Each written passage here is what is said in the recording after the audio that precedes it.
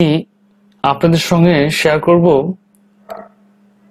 Finance settlement, অর্থাৎ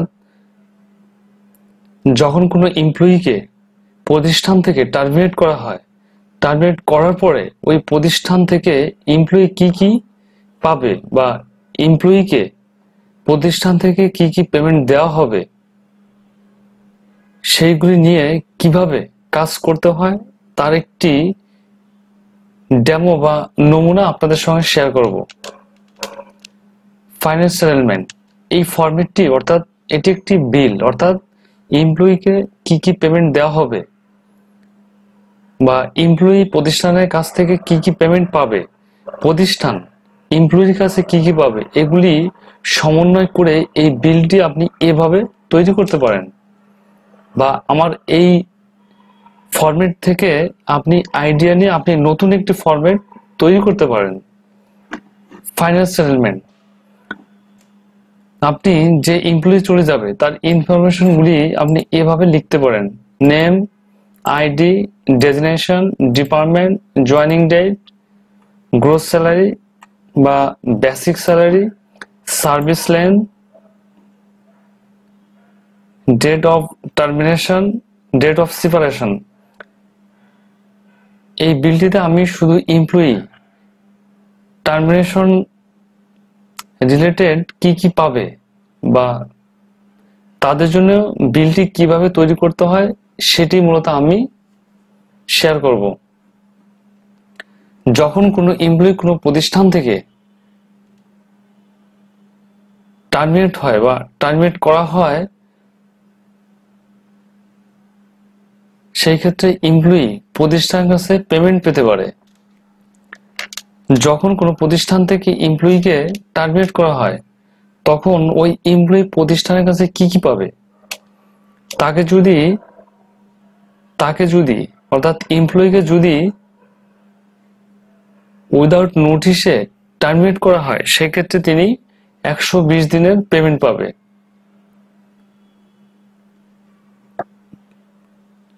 সাধারণত প্রতিষ্ঠান থেকে যখন টার্মিনেট করা হয় তখন উইদাউট নোটিসেই তাকে টার্মিনেট করা হয়, সেক্ষেত্রে এমপ্লয়িকে 120 দিনের টার্মিনেশন বেনিফিটস হিসেবে তাকে 120 দিনের পেমেন্ট দিতে হবে।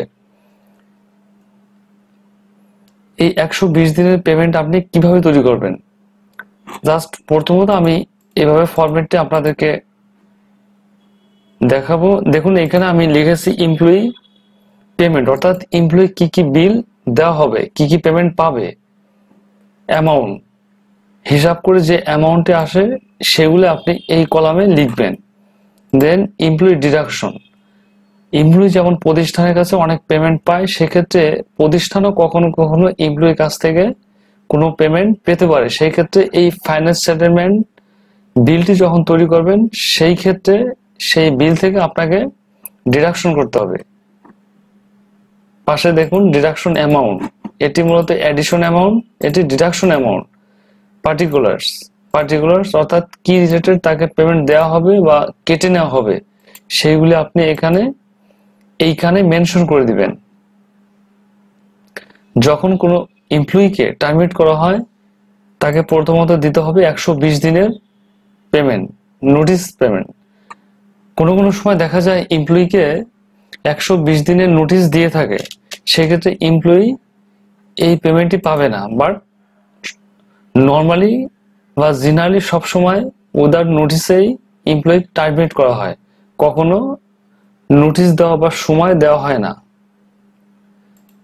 সেক্ষেত্রে আপনি এই বিলটি কিভাবে তৈরি করবেন, দেখুন টার্মিনেশন বেনিফিট 120 দিনের আপনি বেসিক বের করবেন। সেক্ষেত্রে আপনাকে কি করতে হবে, এটা আমি বোঝার সুবিধার্থে আবার নতুন করে দেখাবো। সমান 120 দিনের বেসিক,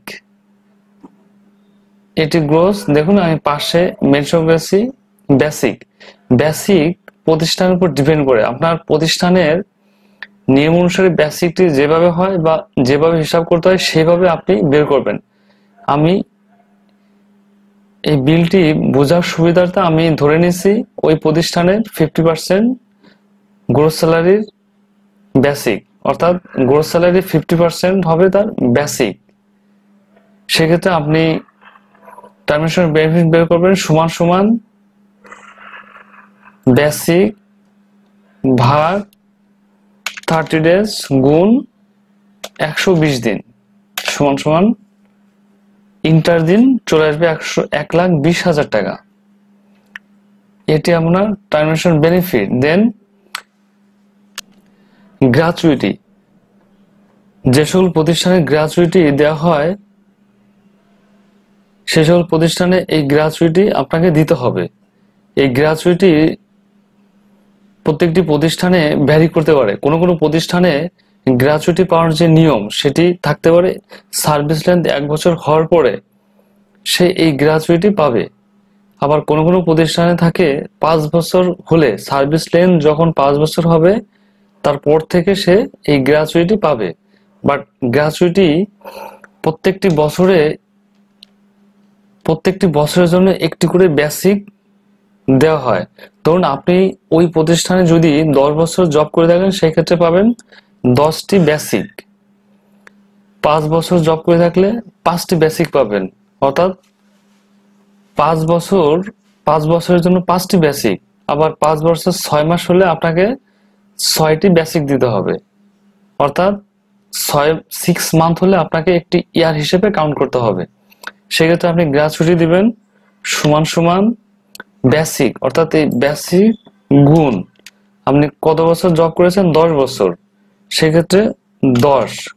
বাট আপনি যদি 10 বছর 5 মাস জব করে থাকেন সেক্ষেত্রে 10টি হবে। বাট 10 বছর 6 মাস হলে আপনাকে দিতে হবে 11টি বেসিক, সেক্ষেত্রে 11 দিয়ে গুণ করতে হবে ইন্টার। দেখুন 3,30,000। সার্ভিস বেনিফিট,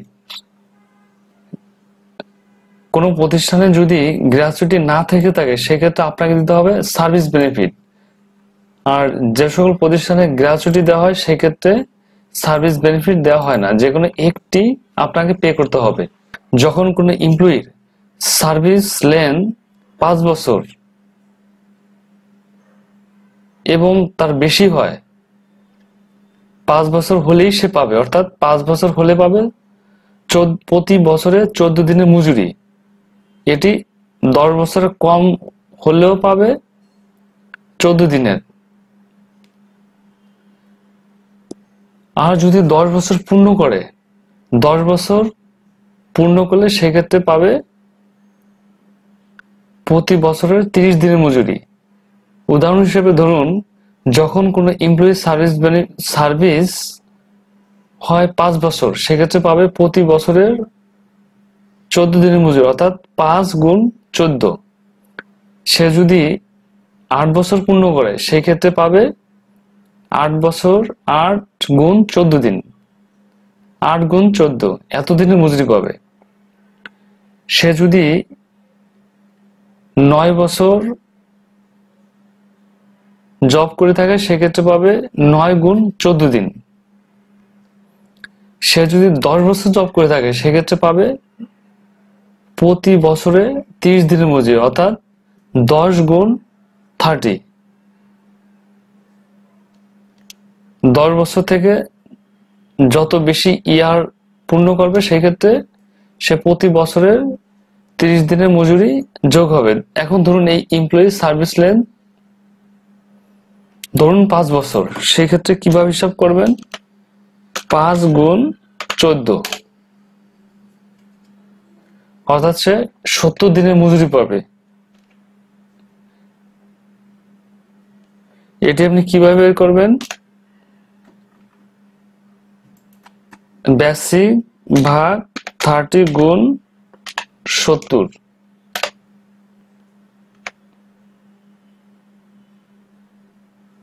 সে যদি 8 বছর পূর্ণ করে সেক্ষেত্রে, অর্থাৎ 8 গুণ 14, সে পাবে 112 দিনের মজুরি। 112 দিনের মজুরি আপনি কিভাবে বের করবেন, সমান সমান বেসিক ভাগ 30 গুণ 112 দিন।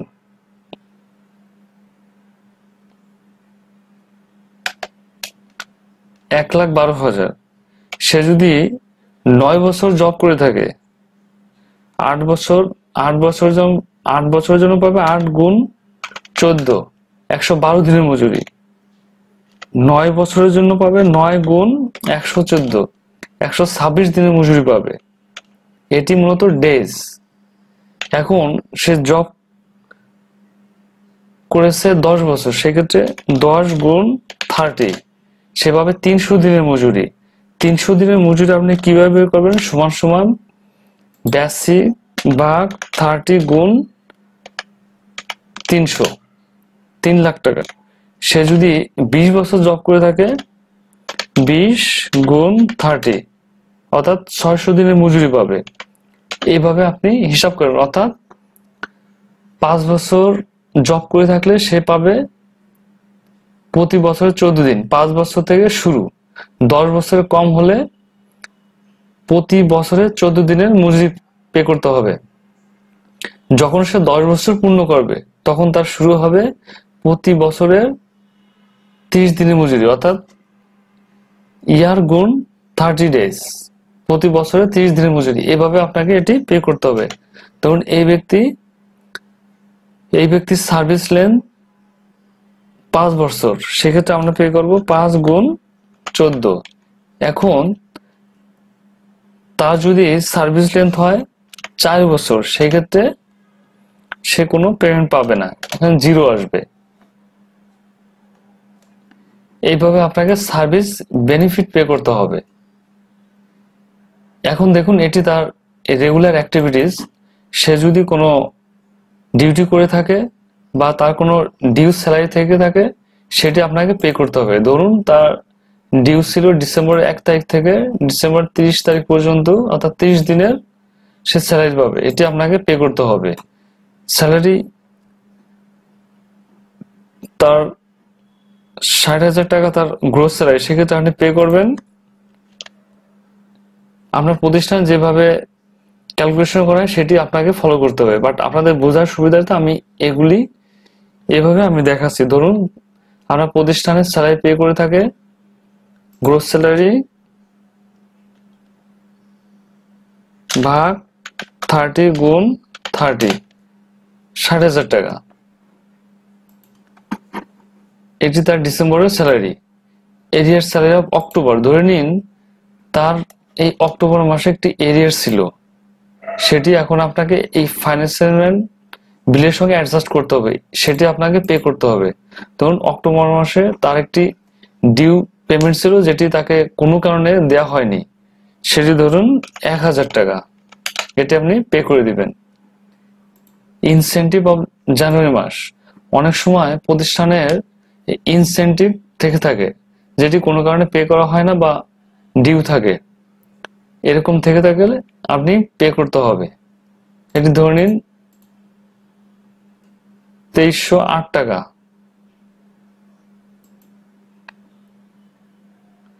আর্নলিভ,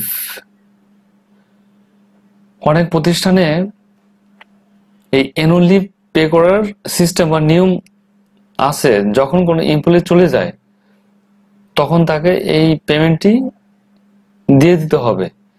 অনেক প্রতিষ্ঠানে প্রতি বছরেই পেমেন্ট দিয়ে থাকে, বাট অনেক সময় হয় ওই এমপ্লয়িকে দেওয়া হয় না বা তার বছর পরে গিয়ে পূর্ণ হয়, তার এই পেমেন্টটি পরিশোধ করা সম্ভব হয়নি। এরকম কোনো বিল থেকে থাকলে বা ডিউ থেকে থাকলে আপনাকে সেটি পে করতে হবে। আপনি অ্যানুয়াল লিভের হিসাবটি সেম ভাবে করতে পারেন। ধরুন সমান সমান বেসিক ভাগ 30 গুণ ডেজ, তার ডিউ ডেজ ছিল 11 দিন, 11 ডেজ, এই টাকা তার ডিউ হবে। বা অনেক প্রতিষ্ঠানে গ্রোসের উপর পে করে থাকে, বাট আপনাকে মিনিমাম বেসিকের উপরে পে করতে হবে। ওভার টাইম, অনেক এমপ্লয়ি বা অনেক কর্মী ওভার টাইম করে থাকে, এরকম কোনো ডিউ তার ওটি থেকে থাকলে সেটি আপনাকে পে করতে হবে। ওভার টাইম আপনি অ্যাজ পার ল অনুসারে যদি পে করেন সেভাবে আপনি পে করতে পারেন, অথবা আপনার প্রতিষ্ঠানে যদি কোনো নিয়ম থেকে থাকে সেইভাবে আপনাকে পে করতে হবে। অ্যাজ পার ল অনুসারে আপনি কিভাবে ওভার টাইম পে করবেন, সমান সমান বেসিক ভাগ 208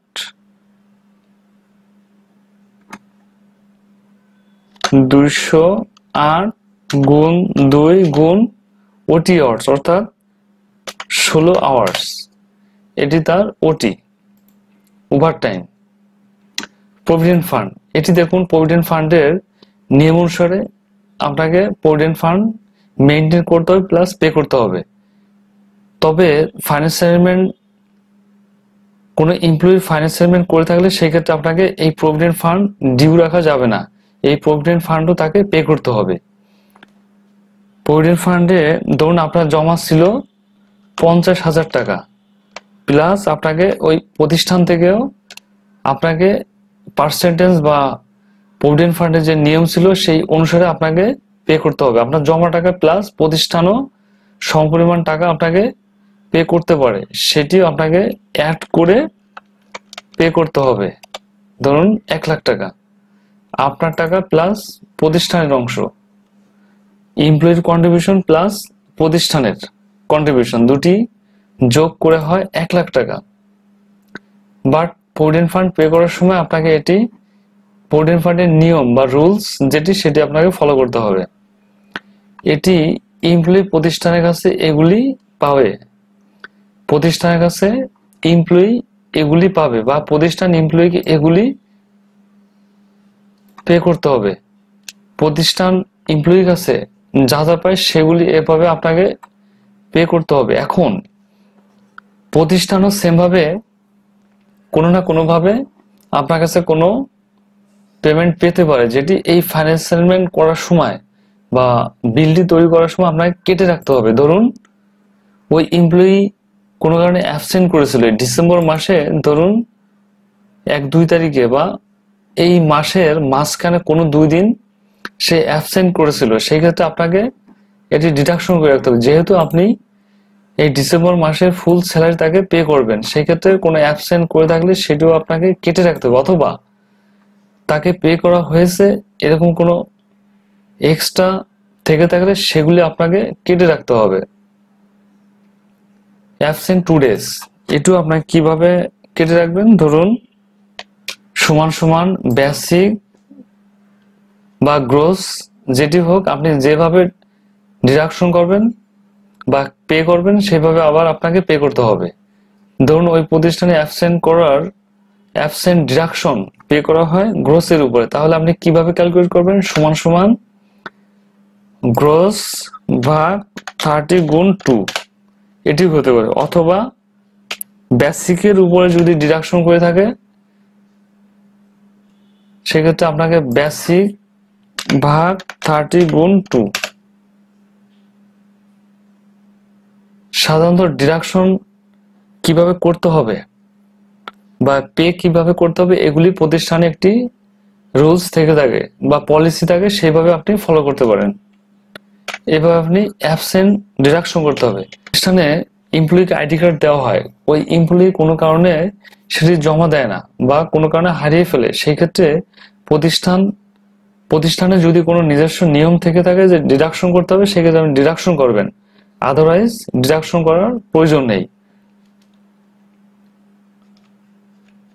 ইউনিফর্ম সেম, অনেক প্রতিষ্ঠানে ফ্রি ইউনিফর্ম দিয়ে থাকে, বাট ইউনিফর্ম যখন ডিস্ট্রিবিউট করা হয় তখন নিয়ম থাকে 6 মাস বা 1 বছরের ভিতরে কোনো এমপ্লয়ি ইউনিফর্ম জমা না দিলে সেই ক্ষেত্রে এমপ্লয়ির পেমেন্ট থেকে ডিডাকশন করতে হয়। এরকম কোনো নিয়ম থেকে থাকলে আপনাকে সেটি আপনি ডিডাকশন চাইলে করতে পারেন। হ্যান্ডবুক এটি সাধারণত ফ্রি দেওয়া হয়, বাট কোনো কারণে হারিয়ে ফেলে বা একাধিকবার দিলে সেই ক্ষেত্রে এক্সট্রা পে করতে হয়। মোবাইল বিল, লাঞ্চ বিল, ইনকাম ট্যাক্স যদি থেকে থাকে সেক্ষেত্রে আপনাকে সেটিও পে করতে হবে। মিনিমাম ইনকাম ট্যাক্স আপনাকে পে করতে হবে 5,000 টাকা। আপনার প্রতিষ্ঠানে এই নিয়মগুলি ডিডাকশন করার যে নিয়ম আছে সেগুলি আপনি ফলো করে তার কাছ থেকে আপনি এভাবে ডিডাকশন করে রাখবেন। এখন এমপ্লয়ি যখন আপনি পে করবেন তখন তার একটি টোটাল ফিগার দেখুন, এটি যোগ করে হয় টোটাল ফিগার, এটি টোটাল তার অ্যাডিশন এমপ্লয়ি পাবে, আর এই ফিগারটি হবে এমপ্লয়ির কাছ থেকে কেটে রাখা হবে 7,000 টাকা, সরি 7,300 টাকা। এমপ্লয়ি পাবে 6,28,923 টাকা। এখন দেখুন নিট পেবল, তাকে মূলত পে করতে হবে এই পেমেন্ট থেকে এই 7,300 টাকা বিয়োগ করে বা বাদ দিয়ে তাকে পে করতে হবে 6,21,623। এটি আপনি কথায় লিখতে পারেন, যদি একটি ভুল আছে, বাট আপনি কথায় লিখবেন।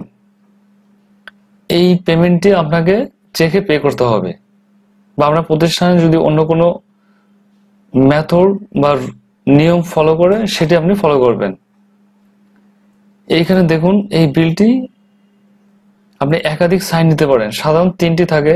বিলটি যিনি তৈরি করেন, যিনি চেক করেন, যিনি অ্যাপ্রুভ করেন, এই 3 জনের সাইন নিয়ে আপনাকে এটি ফরওয়ার্ড করতে হবে। এটি সাধারণত সাইন নেওয়ার পরে অ্যাকাউন্টস ডিপার্টমেন্টে এই বিলটি ফরওয়ার্ড করা হয়। তাদের যে সিস্টেম আছে সেটি মেইনটেইন করে এমপ্লয়িকে পে করে দিবে। এইভাবে আপনি একটি এমপ্লয়ির ফাইন্যান্স সেটেলমেন্ট বিল তৈরি করতে পারবেন। এই ফাইন্যান্স সেটেলমেন্ট বিল রিলেটেড কোনো কোশ্চেন বা কোনো ডাউট থেকে থাকলে আপনি কমেন্টস করতে পারেন। সবাই ভালো থাকবেন, সুস্থ থাকবেন। আল্লাহ হাফেজ।